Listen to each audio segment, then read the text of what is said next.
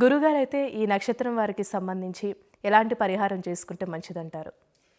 ఇక్కడ శతభిష నక్షత్రం వారు ఎవరైతే ఉన్నారో వీరికి కూడా నరఘోష, నరదిష్టి, శత్రుభయం, శత్రుపీడ, అలానే పితృదోషాలు, కాలసర్పదోషం, నాగదోషం, కుజదోషాలు కూడా ఎక్కువగానే ఉంటాయి.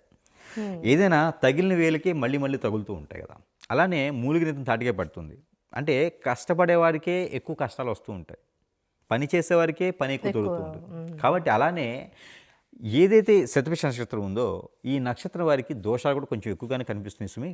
అయితే వాటికి ఎప్పటికెప్పుడు పరిష్కారం చేసుకుంటూనే ఉండాలి. వీరు ఎక్కువగా శని భగవానుడికి ఎక్కువ కొలుస్తూ ఉండాలి. శనికి ఎక్కువగా పూజించాలి.